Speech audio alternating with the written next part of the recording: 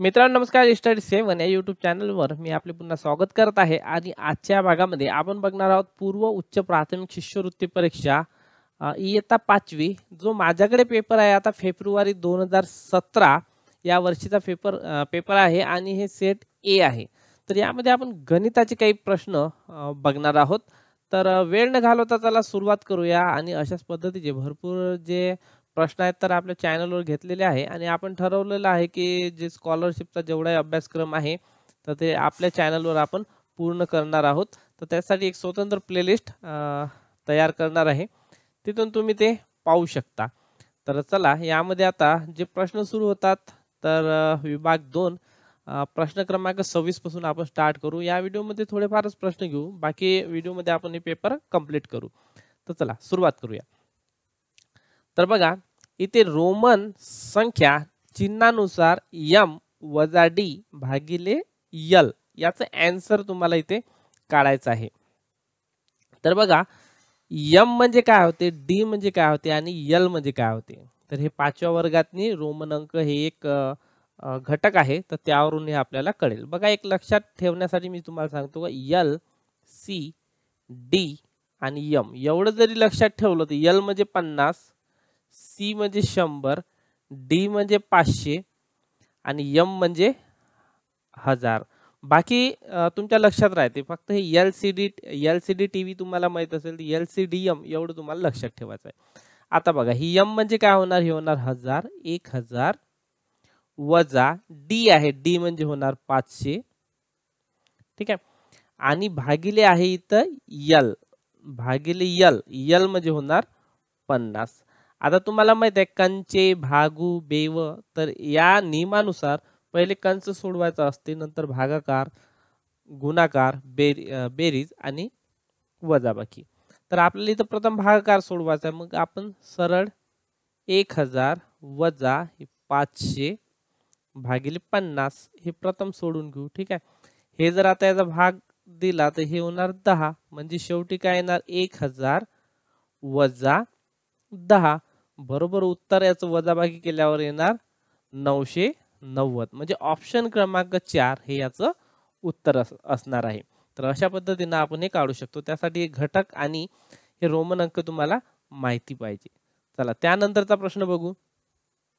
नंतर आहे 65,500. बघा आता 65,000 कसे असते, तर हे झाले 65 30 65,000.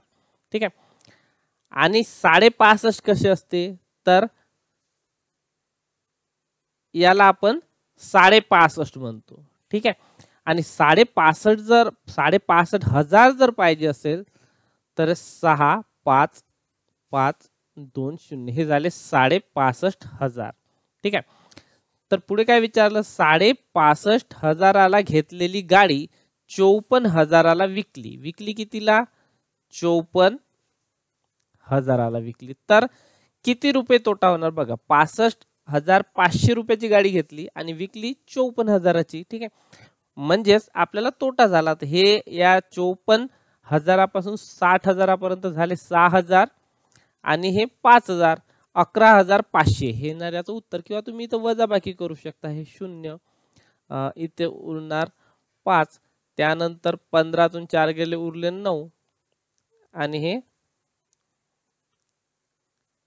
सॉरी इथं 5तून 4 गेले उरला 1 आणि 6तून 5 गेला उरला 1, म्हणजे 11,500 वजाबाकी केल्यानंतर हे असं उत्तर येईल. तर बघा 27 मधलं ऑप्शन क्रमांक 2 हे असेल उत्तर 11,500. त्यानंतरचा प्रश्न पाहू. त्यानंतर बघा 970 रुपयात 50 रुपयाच्या जास्तीत जास्त किती नोट असू शकते. बघा अगदी सोपं आहे हे उत्तर. बघा 970 म्हणजे 1000 रुपयाच्या जवळपास संख्या आहे.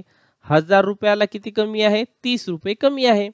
म्हणजे 1000 रुपयामध्ये 50च्या किती नोटा असणार. बघा 100ला किती असते, 100 मध्ये 2 नोटा. अशा 1000 पर्यंत किती होणार आहे, तर 100च्या नोटा घेतल्या 1000 मध्ये किती होणार 10, 50च्या घेतल्या तर किती होणार 20. किती नोटा होणार आहे 1000 रुपयामध्ये, किती 20. परंतु ही जी रक्कम आहे 30 रुपयाने कमी आहे. म्हणजे शेवटची जी एक नोट आहे ते पूर्ण 50ची मिळणारच नाही. ठीक आहे. म्हणजेच नोटा येणार 19. तर असं सिंपल तुम्ही आन्सर इथे काढू शकता अंदाज लावून आणि लॉजिकली हे आन्सर सुटू शकते. पण तुम्हाला जर इथं भागाकार करायचा असेल तर भागाकारही करू शकता. बघा 97 9070 भागिले 50 तर पूर्ण भाग जाणारे आपल्याला बघायचं आहे. तर 5 एक 5 उरले 4 आणि 5 9 45. परत इथे 2 उरतात तर याला मग पूर्ण भाग जात नाहीत. पूर्ण भाग जे पूर्ण संख्यातून भागाकार येते तर ते 19 म्हणजेच इथे 19 नोटा लागेल. ठीक आहे. त्यानंतरचा प्रश्न बघू. नंतर पहा खालील पैकी कोणती आकृती पेंटोमिनो नाही. आता पेंटोमिनो म्हणजे काय हे लक्षात घ्या. तर पेंटोमिनो म्हणजे अशा 5 आकृत्या असतात चौरस आकृती अशा आणि एकमेकाला कनेक्ट असतात. म्हणजे कोपऱ्याला नाही तर हे जी बाजू असते याला कनेक्ट असतात आणि 5 आकृत्या पाहिजे. तर बघा इथे 5 आहे, इथे 5 आहे, त्यानंतर इथे मात्र 6 दिसत आहे. ठीक आहे. सॉरी इथेही 5 आहे, या चौथ्या ऑप्शनला जे आहे इथे 6 दिसत आहे.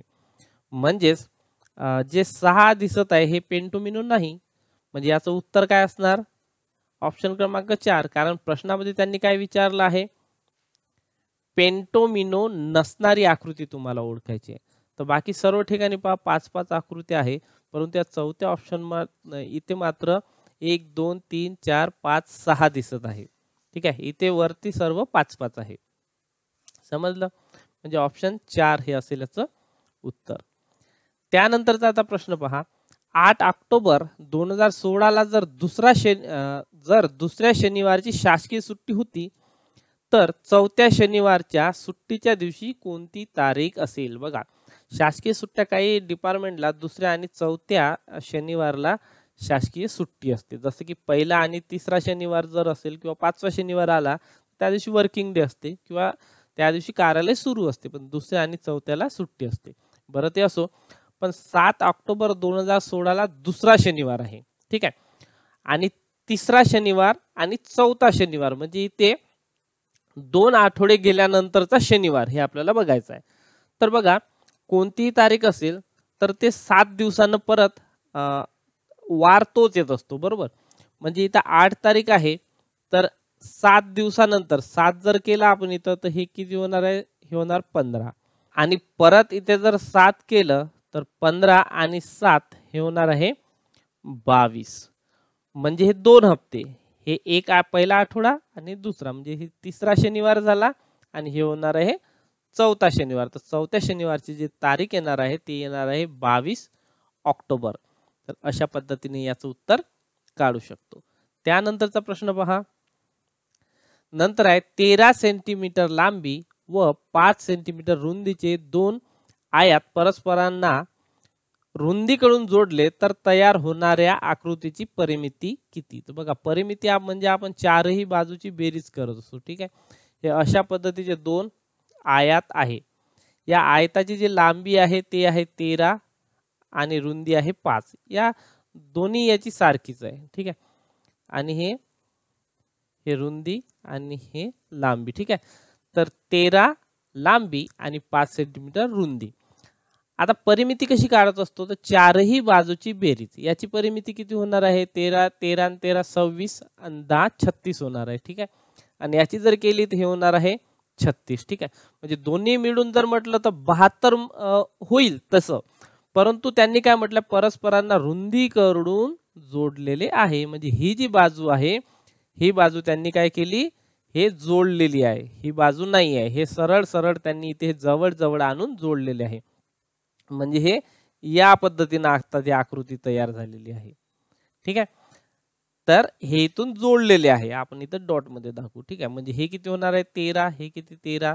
हे 13. हे 13. हे 5 आणि हे 5. आता जोडल्यानंतर ही जी बाजू आहे हे आपल्याला मोजता येणार नाही. म्हणजे 13 आणि 13 26. 26 आणि 26 52 आणि 10 62. तर याची परिमिती किती होणार आहे? 62 सेंटीमीटर. म्हणजे ऑप्शन क्रमांक 4 हे असेल याचं उत्तर. ठीक आहे. त्यानंतरचा प्रश्न पहा आता. त्यानंतर आहे इथे कंसामध्ये 15/7 अधिक 6/7 वजा 2/7 कंस पूर्ण आणि वजा 4/7 असं आपल्याला इथे दिलेलं आहे. तर बघा कंचे भागू व्यव म्हणजे पहिले कंस सोडवायचा असतो, म्हणजे हा कंस आपल्याला प्रथम सोडवायचा आहे, त्याच्यामध्ये पहिले बेरीज सोडवायची आहे. तर आपण इथे बघा छेद जेव्हा सारखा असते तर आपण डायरेक्ट इथे छेद घेतो, छेद जो आहे तो 7 घेऊ. त्यानंतर अंशात येणार 15, याची जर बेरीज केली तर हे 6 येणार आणि नंतर वजाबाकी जरी केली तर ही वजा इथे 2 होणार कंस पूर्ण आणि वजा 4/7 किंवा हे डायरेक्टली लिहू शकतो, काही प्रॉब्लेम येणार नाही. तर बघा 15 आणि 6 होणार 21, 21 वजा 2 म्हणजे 19/7 वजा हे 4/7. परत इथं छेदात 7 उरणार आणि 19 मधून 4 गेले उरले 15 म्हणजे 15/7 हे असेल याचं उत्तर, म्हणजे ऑप्शन क्रमांक 3 हे आपल्याला इथे उत्तर देता येईल. ठीक आहे.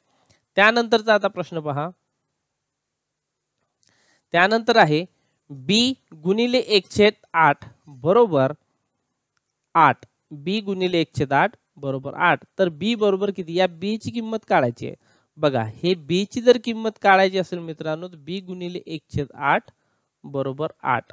एक लक्षात घ्या की आपल्याला हे जे b आहे हे डाव्या साईडने ठेवायचं आणि संख्या जी आहे हे उजव्या साईडने न्यायचं आहे. तर असं करत असताना b बरोबर ही संख्या जर इकडे नेली आपण, हे 8 जसच्या तसे आणि 1/8 हे जर नेले तर अंश जात असते छेदात आणि छेद जात असतो अंशात. ठीक आहे. म्हणजेच हे होणार इथे 8/1 आणि 1 म्हणजे छेद प्रत्येकाचा 1 असतो म्हणून हे लिहायची गरज नाही. म्हणून b बरोबर होणार 8×8 = 64. ठीक आहे. ऑप्शन क्रमांक 3 हे असेल याचं उत्तर. तर अशा पद्धतीने आपण इथे काही प्रश्न घेतलेले आहे मित्रांनो. असेच व्हिडिओ आपण भरपूर घेणार आहोत. तत्पूर्वी तुम्ही या चॅनलला सबस्क्राईब केलं नसेल तर सबस्क्राईब करा आणि हे जे व्हिडिओ आहे फक्त स्कॉलरशिपचेच रिलेटेड नाही, तर अशा पद्धतीचे जे प्रश्न आहेत ते नवोदय एक्झाममध्ये येतात, पोलीस भरतीमध्ये येतात, तलाठी, लिपिक, महाराष्ट्रातील बऱ्याचशा जे स्पर्धा परीक्षा आहे त्यामध्ये हे स्कॉलरशिपचे प्रश्न येतात. त्यामुळे हे जे बेसिक नॉलेज, बेसिक मॅथ हे आपल्याला माहिती पाहिजे. आणि याआधी पण भरपूर आपण या चॅनलवर व्हिडिओ बनवलेले आहेत, तर ते व्हिडिओ तुम्ही बघा आणि या चॅनलला सबस्क्राईब केलं नसेल तर सबस्क्राईब करा. व्हिडिओ बघितल्याबद्दल धन्यवाद.